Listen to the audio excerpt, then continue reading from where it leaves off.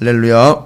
하나님의 은혜가 여러분의 삶에 또 오늘 변함없이 넘쳐나시기를 주님의 이름으로 축원을 드립니다. 로마서가 이제 바울의 3차 선교 여행 중에 3차 선교 여행 막바지죠. 고린도에서 로마서를 기록을 하고 사도 바울은 3차 선교 여행의 일정을 마치고 예루살렘으로 되돌아가게 되지요. 예루살렘에 되돌아가게 되는데 예루살렘에 되돌아가면 거기서 이제 붙잡히게 됩니다. 그래서 그 다음 일정은 이제 로마로 앞송되어 가게 되는 그런 과정 중에 있게 됩니다. 그래서 3차 선교 여행의 마지막 일정이라고도 할 수 있는 고린도에서의 로마서 기록을 통해서 사도 바울이 그 복음과 또 생명을 전하는 것을 멈추지 않고 땅 끝까지 이제 주님의 명령을 순종한다라는 사명 완수를 위해서 어제도 말씀을 드렸지만 당시의 땅 끝이라고 여겨졌던 스페인 서바나까지 가서 하나님의 복음을 전하고 그 서바나까지 가기 위한 중간에 교두보 역할을 해줄 수 있는 로마의 교회가 이 모든 복음의 원리들을 함께 소통을 하면서 바울이 왜 거기로 가야 하며 바울이 또 만약에 스페인으로 가서 복음을 전한다면 로마 교회가 복음의 센터요 전초 기지 역할을 해줘야 되니까 로마 교회가 온전하게 복음으로 세워져야 한마디 하면 척하고 두 마디 알아듣고 기도를 부탁을 하더라도 기도를 할 것이고 어려워지면 또 로마 교회가 발벗고 나서서 땅끝 선교를 감당하는 바울을 도와줄 수 있으니 그 로마의 사랑하는 성도들이 온전하게 복음 안에 세워져서 자기의 복음의 교두보 역할을 해주기를 바라는 마음이 바울에게는 있었습니다. 좀 전략적인 것도 있었고요. 사도 바울이 믿음으로 부탁하며 기도하는 바도 있었습니다. 그래서 사도 바울은 로마 교회에 복음의 참 진리와 진수들을 일일이 적어가면서 또 한 가지 이유가 사도 바울이 개척한 교회가 아니기 때문에 전혀 모릅니다. 구성원들에 대해서. 거기 구성원 중에 한 사람이라기보다는 한 커플이죠. 알았던 사람은 이제 아굴라와 브리스길라 부부입니다. 바로 클라우디오 황제의 칙령 때문에 유대인들의 폭동이 있었던 로마에서 모든 유대인들이 다 쫓겨나는 바람에 아굴라와 브리스길라 부부도 쫓겨나서 바울과 대면하게 된 그런 이야기가 사도행전에 나와 있죠. 자, 그 정도입니다. 그리고 로마에서는 사도 바울이 복음을 전한 적이 없습니다. 그런데 자생적으로 교회가 생긴 거예요. 어디서 생겼을까? 도대체 어디서 어떻게 복음이 들어가서 이 교회에 제대로 된 복음이요 하나님의 은혜가 넘쳐서 교회까지 자생적으로 생길 수 있었던 것인가? 근거가 없는 이야기였는데 근데 어떻게 그런 얘기가 났는지 모르겠지만 이제 교회 역사에서 문헌으로 남겨서 근거 자료로 남아있는 게 아니라 추정을 해서 누군가 얘기를 꺼냈는데 베드로가 와가지고 복음을 전했다 이런 얘기까지도 있었어요. 베드로가 복음을 전해서 그 복음을 받았고 그래서 로마의 교회가 생겼다는데 어디에서도 그 근거는 찾을 수가 없습니다. 성경에는 더구나 나와 있지 않고요. 역사 자료에도 베드로가 로마에 가서 복음을 전했다라는 이야기는 나와 있질 않아요. 근데 그 베드로가 언급이 된 걸까? 베드로로부터 뭔가 복음을 듣긴 들었나 봐요. 그래서 추정해 보니까 아마도 이 전 세계에 흩어져 있던 유대인들이 절기를 지키기 위해 예루살렘으로 모였던 바로 그때 예루살렘의 마가의 다락방에 모인 예루살렘 교회에 처음 모여서 베드로의 설교를 들었던 이들 가운데는 여러분 보시면 아시겠지만 사도행전에 나와 있어요. 전 세계 곳곳에서 모여든 유대인들이 있었습니다. 그리고 그들이 성령을 받아서 일정 기간 예루살렘에 머물다가 자기의 삶의 본거지로 들어갈 때 바로 거기에 누가 있었느냐 하면 로마에서 온 사람들도 있었어요. 그러니까 이 사람들이 복음을 받아서 자기의 삶의 터전으로 돌아가 복음을 전하기도 하고 복음을 전하는 이들이 모여서 교회가 형성이 되었다라고 지금 제일 근거 있는 정황으로는 그렇게 파악을 합니다. 그래서 베드로가 언급된 이유는 바로 그런 것일 것이고, 바울이 누가 간 것도 아니고 어떤 사도가 가서 복음을 전한 것도 아닌데 자생적으로 생겼다는 것이 바로 그런 근거를 좀 대고 있습니다. 왜냐하면 예루살렘에 왔던 사람들에 의하여 바울이나 사도들이 복음을 전하지 않은 지역에 복음이 들어갔던 이야기들이 교회 역사에는 나오고 있기 때문에 바로 그건 어떻게 된 거냐, 바로 그런 경우가 있었기 때문에 그걸 근거로 합니다. 아마 그렇지 않을까 싶어 추정을 할 뿐입니다. 그러나 좀 타당성이 있는 추정은 바로 이제 그런 추정입니다. 자, 그러다 보니까 베드로가 전한 복음이 부족하거나 부실하거나 잘못됐다는 게 아니라 바울은 대면하여 본 적이 없으니 로마의 성도들을 자기의 장기적인 땅끝 선교를 위해서라면 바울과 완전히 소위 말하면 생각이 일치해야 되고 소통이 돼야 되는 거거든요. 그리고 바울이 복음을 전한 적이 없으니까 처음 만나서 복음을 전하는 것처럼 기본 ABC부터, 복음의 ABC부터 로마의 성도들에게 다시 체계를 잡아주는 겁니다. 그러다 보니까 이 로마서는 상당히 복음에 대해서 철저하며 기본적인 것부터 깊숙한 것이 아주 두루 다루고 있다는 얘기죠. 그러다 보니까 이 로마서는 복음의 지침서가 매뉴얼이 되어버렸다라는 거죠. 그래서 이 로마서는 후대의 역사에서 이 로마서를 읽고 난 이들이 실제로 삶의 변화를 경험을 하고, 루터니, 어거스틴이, 웨슬린이 다 이 로마서를 통해서 실제로 말씀을 읽으면서 변화를 경험을 했다는 거예요. 그게 이 로마서의 능력이고 파워입니다. 이 복음의 능력이죠.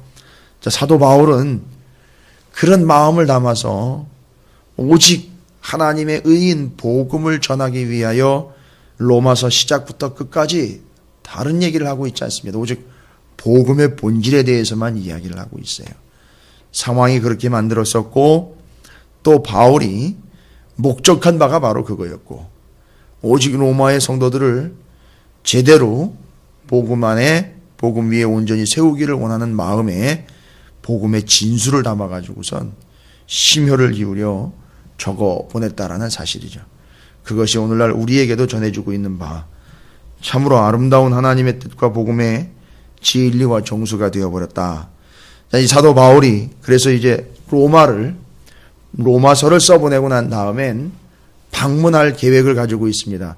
그런데 바로 방문한 계획, 그 목적이 땅끝 선교요, 자기의 이제 삶의 마지막까지 이 선교를 위해서 로마 교회를 방문을 해서 거기서 또 에베소처럼, 에베소 같은 경우는 어땠죠? 한 3년 동안 머물면서 거기서 출창 제자 훈련하고, 사도 바울이 에베소에서 한 건 다른 게 없습니다. 그냥 매일 말씀 전한 거예요. 그러니까 말씀을 풀어서 강론을 해주고, 그것이 제자 훈련이 됐던 거고, 그게 복음 전파가 됐던 거고. 그러니까 에베소에서 했던 것처럼 로마에서도 하고 싶었던 거예요. 그렇게 하면서 선교를 준비하면서 선교로 나아가기를 원했던 거죠. 그러니까 에베소라는 지역이 지금 3차 선교 여행에 있어 상당히 중요한 지역이었거든요. 왜 에베소에 있다가 로마 교회가 문제가 생겼다는 얘기를 거기서 또 들었고요. 말씀을 전하면서 제자 훈련하면서 계속 가르치다가, 그러면서 거기서 이제 떠나 빌립보에 와서 문제 해결된 걸 알고 고린도로 내려왔고, 고린도에 내려와서 로마에다가 편지를 써보낸 겁니다. 그러니까 그 로마가 3차 선교여행의 에베소와 같은 그런 역할에 센터의 역할을 좀 했으면 좋겠다라는 마음이 있었던 거죠. 그러니까 에베소에서의 사역에 사도 바울은 어느 정도는 그 사역이 참 성공적이었다라고 생각을 하는 것 같아요. 그러니까 로마가 그런 개념이 됐으면 좋겠다. 그러니까 그 다음을 위한 교두보 센터 역할. 자, 그러면서 이제 로마 교회에 편지를 써보낸 로마서에서 사도 바울이 로마 교회 성도들에게 복음의 진수를 하나부터 열까지 창히 설명을 합니다. 여러분은 내가 복음을 전한 것도 아니고 어떤 사도들이 가서 전한 것도 아니지만 여러분 복음을 받아들였습니다. 그리고 그걸 믿었습니다. 그래서 여러분은 그리스도인이 되었습니다. 그러니까 여러분 그리스도인이라는 게 어떤 의미인지 아십니까? 여러분이 그 복음을 받아들인 바 그 이후로는 이제 여러분은 그리스도인이 되어서 이젠 그리스도인답게 살아가는 건데, 여러분 그리스도인이라는 것은요 라고 설명을 합니다. 이건 이미 앞서서 6절과 7절에서 이야기하고 있는 내용인데요. 그리스도인이 어떤 존재인지를 설명을 합니다. 그리고 난 다음에 이제 자기가 오늘 8절부터 17절까지를 연결을 해서 설명을 해주는데, 그리스도인이라 하면 오늘날 제가 여러분에게 설명드리는 그 내용보다도 근본적으로 원래 바울이 로마 교회와 성도들을 생각하면서 그리스도인의 본분에 대해서 이야기할 때 이렇게 설명을 합니다. 한 4가지로 설명을 해주고 있는데 6절과 7절에 얘기한 겁니다. 예수 그리스도를 믿는 그리스도인이라는 예수 그리스도의 것으로, 그 어떤 것도 아닌 예수 그리스도의 것으로 부름을 받은 자들이라는 거예요. 그게 이제 6절부터 7절에 계속 나옵니다. 너희도 그들 중에서 예수 그리스도의 것으로 부르심을 받은 자니라. 그래서 부름을 받았다는 거고요. 예수 그리스도의 것으로서 부름을 받았다라는 겁니다. 그러니까 스스로 나간 거 아니고요. 불러서 나왔다는 거죠. 누가 불렀느냐 하면 예수 그리스도께서 불렀다는 거예요. 그래서 여러분이 어제도 살펴본 바지만 택정함이라는 말 있잖아요. 택정함. 택정함은 그냥 선택, 초이스가 아니에요. 뭔 얘기입니까? 끄집어냈다는 얘기예요. 그거는 여러 환경과 여건과 배경과 죄악된 요소들로부터 너는 내 거야 라고 택정했다라는 건 그냥 선택한 게 아니라 거기로부터 끄집어냈다는 거예요. 그러니까 그것으로부터 분리를 의미합니다. 그래서 제가 어제 말씀드렸죠. 이상하게 예수를 믿으면 표현하기가 좀 그렇습니다만 무언가로부터 떨어져 나가는 것 같은 이런, 여러분 쓸쓸함도 느낄 수 있어요. 근데 그 쓸쓸함이 잘못된 것에 대한 쓸쓸함이 아니라 이전 것들에 대한 쓸쓸함이에요. 왜냐하면 그것부터 떨어져 나가기 때문에, 끄집어냈기 때문에 그게 분리가 돼버려서 이게 홀가분한 개념이라기보다는 거기에 젖어 살아왔기 때문에 이상하게 허전함 같은 걸 느껴요. 소위 어떤 사람은 소외감 같은 것도 느낀다고 그래요. 돈, 권력, 명예, 세상의 친구들, 세상의 안락과 편안함으로부터 택정함, 곧 끄집어내어 분리시켰기 때문에, 그래서 제사장적인 의미도 얘기 드렸죠. 그래서 하나님의 것, 예수 그리스도의 것으로 부름을 받았다라는 거죠. 너는 이제 거기서부터 나와 해서 끄집어낸 거예요. 그래서 예수 그리스도의 것으로 부름받은 자들이 그리스도인입니다. 또한 이들은요, 그리스도인들은 하나님의 사랑하심을 받은 자들입니다. 로마에서 하나님의 사랑하심을 받고, 로마지만 거기서 하나님의 사랑하심을 받아 그리스도인이 된 것이요. 그 다음에 성도로 부름을 받았다. 성도라는 말은 단순히 교인이 아니라 구별된 자라는 거죠. 구별되었다. 또한 한 가지 더, 그리스도인이라는 의미는요, 하나님 아버지와 예수 그리스도로부터 오는 은혜와 평강을 누리는 자들이 되었다. 이게 그리스도인의 특징입니다. 그래서 6절과 7절이 그리스도인의 특징으로서 전제를 하고 당신들이 이런 존재입니다 하면서 그 다음 8절로 넘어갑니다. 사도 바울이 그런 그리스도인이 된 로마의 성도들과 로마의 교회로 그렇게 가고 싶어 해요. 제가 좀 전에 설명드린 것처럼 앞으로 자기가 땅끝 선교를 위한 교두보적인 역할의 전략적인 의도도 있지만, 그거보다 더 간절하고 깊은 사도 바울의 속마음은요, 무엇이 담겨져 있느냐면 오늘 말씀에 그 깊은 영적인 의미가 담겨져 있는, 왜 그렇게 로마를 방문하고 로마의 교회의 성도들을 만나기를 원하고 있느냐. 11절부터 13절에 자기가 그렇게 만나고 싶어 하는 이유에 대해서 나름대로 2가지 이유로 설명을 하고 있는데, 11절, 12절을 보니까 내가 너희 보기를 간절히 원하는 것은 어떤 신령한 은사를 너희에게 나눠주어 너희를 견고하게 하려 함이니. 지금 로마의 교회와 성도들이 허술하다는 얘기가 아니에요. 더 단단하게 다져주고 싶다는 거예요. 바울이 교만해서가 아니에요.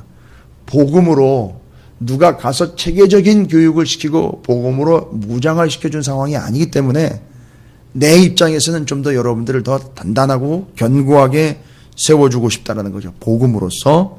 그러면서 이제 이는 곧 내가 너희 가운데서 너희와 나의 믿음으로 말미암아 피차 안위함을 얻으려 함이라 라고 이야기를 하고 있어요. 그러니까 서로 좀 위로를 받았으면 좋겠다는 거예요. 서로.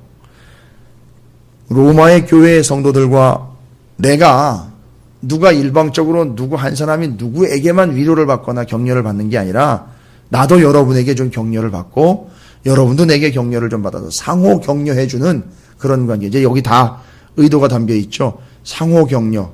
나 땅끝 선교할 때 당신들 나 도와주고 나는 여러분들에게 복음을 체계적으로 세워주고 그래서 하나가 되어서 정말 주님의 명령을 수행할 수 있는 그런 관계 됐으면 좋겠다. 자, 그러면서 13절에 전체적으로 얘기를 하냐. 형제들아 내가 여러 번 너희에게 가고자 한 것을 너희가 모르기를 원하지 아니하노니 이는 너희 중에서도 다른 이방인 중에서와 같이 열매를 맺게 하려 함이로되 지금까지 길이 막혔도다 라고 이야기를 하고 있습니다. 그리고 로마의 상황이 어떤 상황이냐면 그 14절의 이야기를 통해서 추정했는데 헬라인이나 야만이나 지혜 있는 자나 어리석은 자에게 다 내가 빚진 자라 라고 로마의 상황도 여전히 아직도 복음을 받아들이지 않은 자들이 있다는 거죠. 거기도. 그래서 헬라인, 야만인, 지혜 있는 자, 어리석은 자 뭐 다 복음을 전해야 될 자들도 있다는 거죠. 아직도 여전히. 그래서 이제 두 가지입니다, 여러분. 11절에서부터 14절까지 쭉 살펴보니까 두 가지 목적으로 바울이 로마를 가고 싶어 하는 거예요. 나중 목적, 선교적 전략에 의하면 거기를 센터를 만들고 싶은 거죠. 그런데 관계에 있어서 목적을 이야기할 때 첫 번째는 여러분 격려해주고 싶습니다. 이거예요. 근데 바울이 높은 위치에 있어서 주도적인 입장이라는 게 아니라 여러분을 격려하면 나도 격려를 받을 수 있기 때문에 서로 격려해 주길 그런 관계로서 나도 여러분 격려해 주고 나도 여러분에게 격려를 좀 받고 싶습니다. 그래서 가고 싶은 거예요. 근데 격려라는 말 때문에 그런 것 때문에 여러분 여기 격려라는 말이 우리가 좀 정리를 하고 넘어가야 됩니다. 격려는 등을 두드려주면서 일을 하고 나면 잘했습니다. 어떻게 그렇게 열심히 하셨고 어떻게 그렇게 잘하셨어요. 라고 그 사람을 인정해 주는 것이 격려가 아니에요. 여기 성경에서 특별히 로마서에서 이야기하고 있는 격려는 본질의 의미상 여기 본문에 기록되어 있는 여러 가지 내용들 중에 여러분이 함께 정리하고 넘어가야 될 분명한 격려라는 말의 의미는 소개가 되고 있는 바처럼 우리가 알고 있는 바처럼 그렇게 인정해 주는 게 격려가 아니라 여기 나와 있는 내용도 그대로 하면 여러분 그 7절 뒷부분에도 나와 있지만 그리스도인들의 특징에 대해서 이야기할 때 하나님 아버지와 예수 그리스도로부터 오는 은혜와 평강을 누린다라는 것 이야기 되고 있죠. 그게 그리스도인이죠. 바로 격려는 뭐냐 하면 상호 격려를 통해서 은혜와 평강을 누리게 되는 상태를 격려라고 이야기하는 거예요. 그러니까 당신 잘했어, 당신 최고야 라고 인정해 주는 게 격려가 아니라 서로 간에 하나님의 은혜와 평강입니다 라고 고백할 수 있는 사이가 되면 그게 격려하는 거예요. 이게 그리스도인의 본질이에요. 뭔 일을 맡겨놓고 잘하고 난 다음에 잘했어 라고 박수 쳐주는 게 격려가 아니라 이런 이야기가 오고 가는 거예요. 그거 어떻게 그렇게 힘든 일인데 다 감당을 하셨어요? 그러면 이런 대답이 저절로 나오는 거예요. 하나님의 은혜와 평강 때문이었습니다 라고 이야기하고 나중에도요. 하나님의 은혜와 평강입니다. 그렇게 된 건 전적 하나님의 은혜와 지금의 평강입니다 라고 이야기할 수 있는 것 있잖아요. 이 관계. 그게 진짜 격려하는 관계라는 거예요. 서로. 그래서 예수 그리스도의 은혜와 평강을 말끝마다 이야기할 수 있는 것. 형식적으로 입에 발린 소리로 그렇게 얘기하는 게 아니라 진짜 하나님의 은혜와 평강이었습니다 라고 이야기하는 게 이게 진짜 성도 간의 격려라는 거예요. 이게 격려의 본질로 이야기하고 있는 거예요. 지금 로마서를 읽다 보면 이걸 우리 이제 깨달을 수 있습니다. 자, 여러분 이게 뭡니까? 격려를 이렇게 제대로 하면 어떤 결과가 나오느냐 하면 여기 오늘 말씀에도 나와 있지만 13절 끝부분에 열매를 맺게 함이로되 바로 이거예요. 열매 맺는다는 게 이걸 얘기하는 거예요. 그래서 성도들이 열매 맺는다라는 거, 바로 참된 격려의 관계가 되어 하나님의 은혜입니다, 하나님의 평강입니다 라고 확인할 수 있는 것, 그것이 바로 열매 맺었다는 거예요. 그래서 로마의 성도들은 이 열매를 맺기 위함이고, 그 다음에 로마의 성도들은 이미 복음을 받았잖아요. 그러나 복음을 받지 않은 이방인들과 나머지 다른 사람들이 있지 않습니까? 사도 바울은 교회의 성도들에겐 이렇게 열매를 맺게 하기 위함, 서로 간에 격려를 해서 하나님의 은혜와 평강을 함께 나누기 위함, 상호 격려를 위함이라는 거예요. 그러니까 바울도 하나님의 은혜와 평강을 누리고 싶은 거예요. 누굴 통해서요? 이들 로마 교회의 성도들을 통해서. 또 로마 교회 성도들은 하나님의 은혜와 평강을 누려야 된다는 거예요. 누굴 통해서요? 사도 바울을 통해서. 이게 상호 격려가 이걸 얘기하는 거예요. 그리고 그게 어떤 삶이라는 거죠? 열매 맺는 삶이라는 거예요. 그게. 그래서 내가 가서 교회는 열매를 맺게 하며, 교회 아닌, 심지어 교회 안에도 예수를 제대로 믿지 않는, 복음을 받아들이지 않은 이들에게는 내가 가서 빚을 갚으러 가야 되겠다, 이 얘기하는 거예요 지금. 자, 열매 맺음과 빚 갚음이에요. 결론적으로 이야기하면 바울이 로마 교회로 가려고 하는 두 가지 이유는요, 열매 맺음과 빚을 갚기 위함이에요. 열매 맺음은 하나님의 은혜와 평강으로 성도와 교회와 믿음의 관계를 유지하기 위함. 두 번째는 복음을 받아들이지 않은 이들에게 빚을 갚으러 가겠다는 거예요. 빚 갚는 거는 뭐예요? 복음을 전해서 그들을 구원하겠다는 거예요. 그리고 그렇게 구원을 하게 되면 이 사람들이 또 어떤 관계가 되죠? 바로 그 은혜와 평강으로 격려하는 관계가 되겠다는 거죠. 여러분, 이 바울의 필지 속에는요, 아주 문학적이고 아주 논리적인 그런 개념들을 담고 있기 때문에 제가 이렇게 일일이 좀 풀어서 설명을 드리는 거예요. 그 깊은 속에 담겨 있는 이 사도 바울의 의도를 제가 지금 풀어서 설명을 드리는 거예요. 그러니까 이 속에 그게 다 담겨 있는데, 그렇게 쉽게 이야기한 게 아니라 알아듣겠지요라고 이야기하면서 얘기하는 거기 때문에 제가 이제 푸는 겁니다. 그래서 빚을 갚으러 간다. 여러분, 빚 갚는 거는 사도 바울이 돈을 빌린 개념이라기보다는, 여러분, 빚을 갚는다라는 게 두 가지 경우가 있어요. 실제로 자기가 대출을 해서 빚을 갚아야 되는 경우가 있고요. 한 가지 경우는요, 흔한 경우는 아닌데 바로 그런 거예요. 돈의 주인이 돈을 필요로 한 사람에게 돈을 줘야 되는데, 빌려줘야 되는데, 중간에 누군가에게 이 돈을 좀, 이 사람에게 좀, 필요한 사람에게 좀 갖다가 전달을 좀 해주십시오. 나한테 빌려달라 그랬는데 내가 직접 가지는 못하니까 당신이 좀 이 돈을 갖다가 그 사람에게 좀 전달을 좀 해주십시오 하면, 중간에 이 돈 가진 사람 있잖아요. 이 사람도 어떤 의미로 보면 현재 이게 내 돈이 아니기 때문에 빨리 전해줘야 되는 책임이 있지만, 그런 개념으로 보면 이 사람도 빨리 그 사람에게 전달을 해줘야 되는, 중간에서 빚을 진 자의 개념처럼 이해를 할 수 있어요. 그러니까 이 두 가지 경우입니다. 그러니까 사도 바울이 이야기하고 의식하고 있는 빚진 자라는 개념은 당사자 본인이 빚을 진 경우가 있고, 빚을 지기 위하여 돈을 필요로 한 이들에게 중간에서 전달을 해주는 자의 중간의 입장에서 전달되는 순간까지 빚을 진 자가 되는 경우. 근데 이 사도 바울이 지금 여기서 빚진 자라고 이야기하는 건 두 번째 경우입니다. 뭔 얘기죠? 하나님으로부터 하나님의 복음을 위임받았어요. 그리고 로마와 로마 교회의 그 주변 지역에 죽어가는 이들에게 이 복음을 전달을 해줘야 돼요. 그러니까 거기 전달이 될 때까지는 자기는 어떤 존재죠? 빚진 자가 되는 거예요. 그러니까 지금 우리 모두는 다 이런 의미로 빚진 자가 되어 있는 거예요. 전달해 줄 걸 전달하기 전까지는 우리는 빚진 자예요. 그러니까 사도 바울은 두 가지 목적 때문에 그렇게 로마로 가고 싶어 했던 거예요.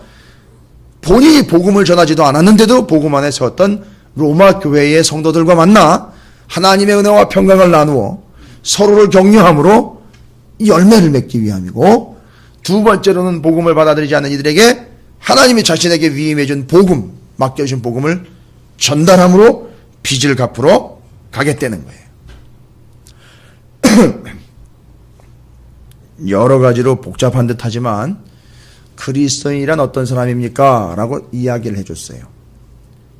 그리고 여러분이 바로 그런 존재입니다. 그래서 나는 여러분과 함께 평안과 하나님의 은혜, 하나님의 위로를 함께 나누길 원합니다.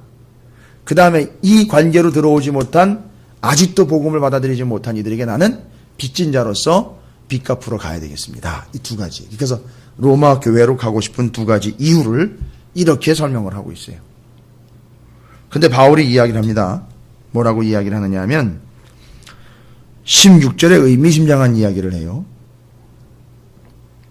나는 내가 복음을 부끄러워하지 아니하노니, 복음을 전하러 로마로 가고 싶은데 느닷없이 난데없이 부끄러워하지 않는다라는 얘기를 툭 하고 던지고 있어요.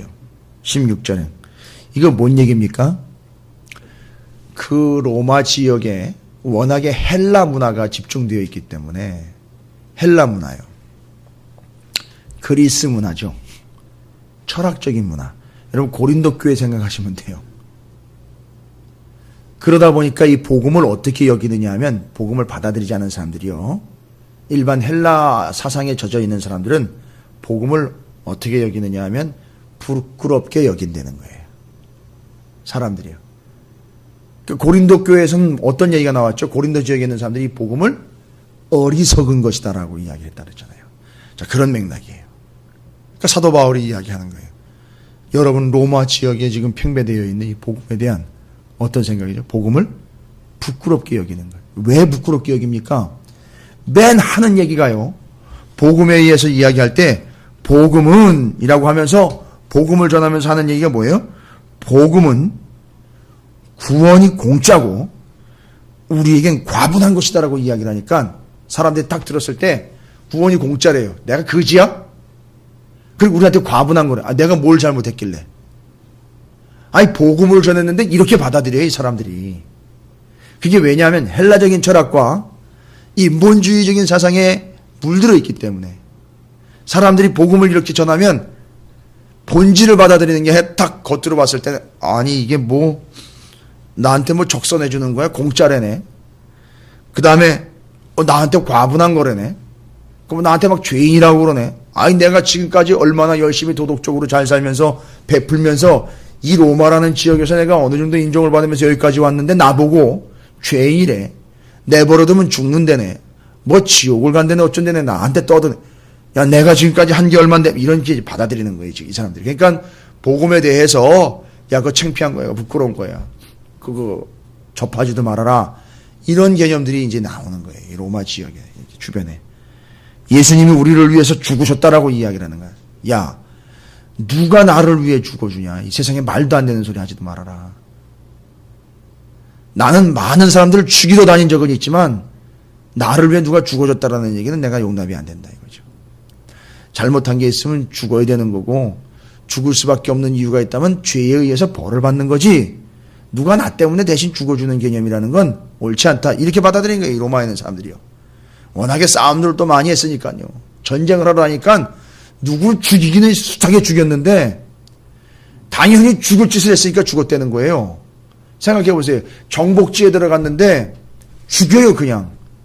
이유가 뭡니까? 라고 물어보면 졌잖아요. 우리의 적이잖아요. 그래 죽이는 거지. 저놈 죽여야 우리가 이기는 거고 저놈을 죽여야 우리가 갖는 거니까 죽이는 건 당연한 거라고.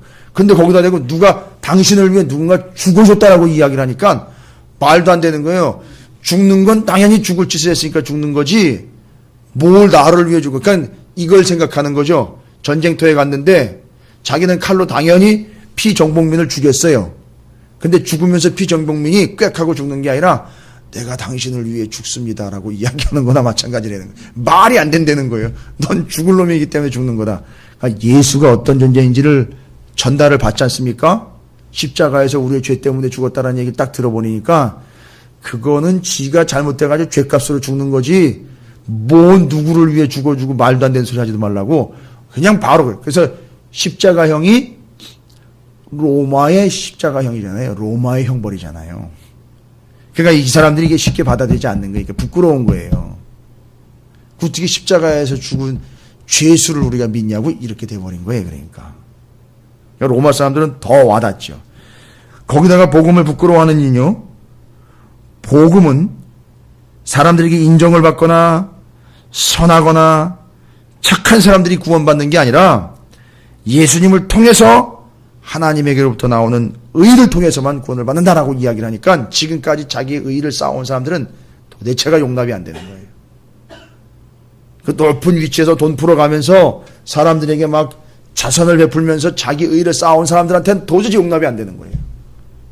로마엔 그런 사람들이 많았거든요. 왜냐하면 정치를 해야 되니까 정치적인 밑밥을 쫙 깔아놓으면서 나중에 이제 걷어들일 거를 생각을 하고 있었는데 거기다 대고 그런 얘기를 딱 해버리니까 막 흔들리는 거죠. 짜증나는 거죠. 그래서 복음을 부끄러운 것으로 여기는 거예요. 얘기하지 말아라. 우리의 구원이 누구를 정복하거나 파괴해서가 아니라 오히려 예수님이 파괴를 당하시고 고난을 당하심으로 구원을 얻게 됐다라는 사실. 여러분 팍스로마라는 단어를 아시죠? 팍스로마나. 로마의 평화. 여러분 그 평화가 어떻게 이루어진 건지 아시죠? 팍스로마라는 것은 우리가 알고 있는 것처럼 로마의 평화는 무엇으로부터 온 겁니까? 전쟁으로부터 온 거예요. 그러니까 평화를 원하면 뭐 하라는 거죠? 전쟁 준비를 제대로 하라는 거예요. 진짜 평화를 원하면 남들이 쳐들어왔을 때 그걸 다 물리치고 다 죽여서 깔아엎고 그리고 누구도 넘보지 못하도록 힘을 가지고 있을 때 진짜 평화가 오는 거다. 근데 이 상황으로 이야기하자면 예수는 말도 안 되는 거예요. 예수는 평화를 이야기하는데 이런 힘이나 이런 능력을 통해서 평화가 오는 게 아니라 자기를 죽여서 평화가 왔다는 거예요. 여러분 말이 안 되는 거잖아요. 사도 바울이 지금 부끄러워하는 그 이유와 그 근거들을 16절에서요. 단 한 절을 가지고 로마의 상황과 배경들을 쭉 설명을 하고 있는 거예요. 여러분 생각해 보세요. 그러니까 고린도도 쉽지 않았지만 로마의 복음을 전한다는 것도 쉬운 건 아니에요. 그런데 어떻게 감사하게 그 로마의 교회가 세워진 거예요. 그러니까 바울은 가서 진리로 전하고 싶은 거예요. 근거가 있다. 희망이 있다. 교회가 그렇게 세워질 정도니까 정말 가능성이 있다. 오히려 고린도 교회보다도 더 가능성이 있어 보인다. 이렇게 생각한 거죠. 그러니까 그러듬에도 불구하고 가겠다. 가서 복음을 전하겠다. 그리고 그들을 내가 빚진 자로서 복음을 전하겠다. 이겁니다. 그러니까 지금 이제 로마라는 상황이 얼마나 척박한 상황이고 바울이 어떤 각오로 나가고 있는지를 제가 알 수 있어요. 그리고 17절에 정리를 하는 거예요. 다른 거 없습니다. 오직 우리는 복음으로 인하여 하나님의 의를 통해 그 의를 믿음으로 구원받는 자가 되는 것. 그래서 오직 하박국서 2장 4절 말씀을 이야기해요. 여러분 하박국서 옛날에 기억나시는지 모르겠어요. 오직 의는 믿음으로 말미암아 살리라. 뭡니까? 의라는 것, 그 얻은 바 구원을 가지고 말을 달리듯 뛰쳐나가 그 하나님의 의를 붙잡고 말씀을 붙잡고 나가는 거예요. 이게 이 의로 말미암아 산다라는 것. 이게 오직 그거 하나뿐인 거예요. 지금. 그러니까 지금 이 상황이 하박국 그 상황과 맞먹는 상황이라는 거고 다른 거 없다는 거죠. 오직 믿음으로 말미암아 살게 되는 것, 그걸 이야기하고 있다는 거죠. 로마의 상황이 바로 그런 상황이고 내가 가서도 다른 건 내가 할 거 없고 오직 믿음, 복음만 전하는 것. 그래서 우리 상호간에 믿음으로만 사는 것. 그래서 구원 얻는 것. 그 복음을 통하여 구원받는 교회와 성도와 주변의 이방인들이 되는 것. 이거를 강조를 하고 있는 거예요. 그러니까 쉽지 않다는 거죠. 그렇지만 제대로 복음을 전하고 있다는 걸 이야기하는 거예요. 그러니까 사도 바울이 이렇게 열망하는 것, 갈망하는 것, 오직 복음으로 인하여 다른 거 없죠. 오직 믿음으로 말미암아 사는 자가 되는 것. 이걸 추구하며 그러니까 사도 바울이 하박국서를 인용을 하면서 하박국의 믿음을 복음에다가 연결을 시켜서 정리를 하고 있다는 거예요. 하박국의 그 당시 상황, 사도 바울의 로마의 지금 상황, 다른 거 아니죠. 오직 복음으로 믿음으로 사는 것. 이게 로마에 주어진 사명이었고 바울에게 주어진 사명이었다는 사실입니다. 우리도 별반 다르지 않습니다. 사도 바울이 로마서를 기록을 하면서 로마의 교회의 오직 믿음, 오직 복음, 이것을 이야기한 것처럼 오늘날 우리도 사도 바울의 열심과 열정처럼 열매를 맺으며 빚진 자의 삶을 통하여 은혜와 평강, 빚진 자로서 그 복음을 전함, 바울의 사명처럼 열망하는 것처럼 우리의 열망이 바울의 열망이 되기를 주님의 이름으로 축원을 드립니다.